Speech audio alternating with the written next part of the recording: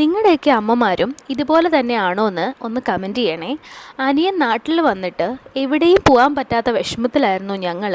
കുറച്ച് കാര്യങ്ങളിൽ ബിസി ആയി പോയതുകൊണ്ട് അവനിതാ പോകാറായി. നമുക്കെങ്ങും പോകാൻ പറ്റിയില്ല. അങ്ങനെയെങ്കിൽ നമുക്ക് ആലപ്പുഴ ബീച്ച് വരെയെങ്കിലും ഫാമിലി ആയിട്ട് പോവാം, ഒരു ഫാമിലി ടൈം ആവട്ടെ എന്ന് ഞങ്ങൾ തീരുമാനിച്ചു.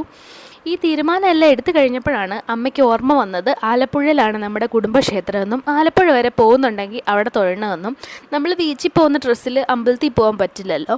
അപ്പോഴാണ് അമ്മയുടെ അടുത്ത ഡിമാൻഡ് ഞാൻ സാരി തന്നെ ഉടുക്കണമെന്ന്. എൻ്റെ കയ്യിലാണെങ്കിൽ ആകെ ഒരു ബ്ലൗസ് മാത്രമേ ഉണ്ടായിരുന്നുള്ളൂ. പിന്നെ അമ്മയുടേതാ ഈ സാരിയെല്ലാം വാരി ചുറ്റി ഇറങ്ങിയപ്പം ഒരു സമയമായി. എന്തായാലും മിക്കവാറും ഇന്ന് ബീച്ചിൽ പോക്ക് ക്യാൻസൽ ചെയ്യേണ്ടി വരും, ഇതൊരു അമ്പലദർശനമായി പോകുമെന്ന് ഞങ്ങൾ അപ്പോഴേ ഉറപ്പിച്ചിരുന്നു. അങ്ങനെ തന്നെ നമ്മൾ പോവാണ്. ഞാനും അനിയന്മാരും അമ്മയും അച്ഛനും കൂടാണ് പോയത്. അവരുടെ ആരുടെയും ഫോട്ടോ പിടിക്കാൻ അവർ സമ്മതിക്കില്ല കേട്ടോ. പാവം അമ്മയും അച്ഛനാകുമ്പോൾ പിന്നെ എല്ലാം സമ്മതിച്ച് തരുന്നതുകൊണ്ട് കുഴപ്പമില്ല.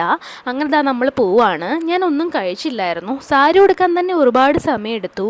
അത് പോയ വഴിക്ക് പിന്നെയും സമയമെടുത്തു. അതായത് തണ്ണീർമുക്കമാണ്. ഞാനൊന്നും കഴിച്ചില്ലായിരുന്നു. എനിക്കാണെങ്കിൽ കഴിക്കാതിരുന്ന ആകെ പ്രശ്നമാണ്. തല കറങ്ങും, കൈയും കാലും വരയ്ക്കും, അങ്ങനെ കുറേ പ്രശ്നങ്ങളുണ്ട്.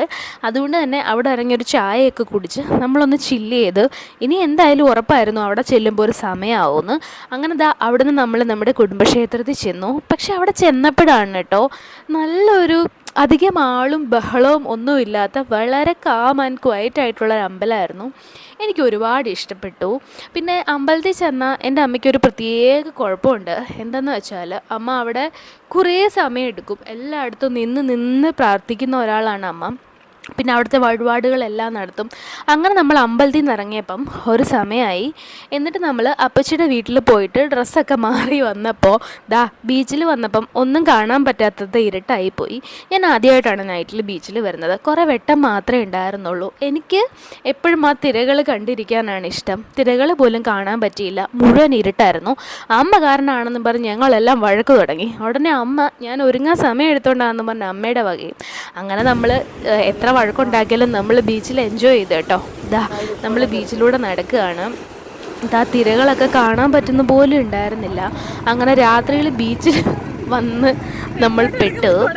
ഞാൻ ബാക്കിൽ നിന്ന് നടക്കുന്ന ഒരു വീഡിയോ എടുത്തതാണ്. പക്ഷെ കാലിൽ മൊത്തം മണ്ണായതുകൊണ്ട് ഇങ്ങോട്ട് പോകുമ്പോൾ അങ്ങോട്ടായിരുന്നു പോകുന്നത്. എനിക്ക് തന്നെ ചിരി വന്നു എൻ്റെ നടത്തം കണ്ടിട്ട്.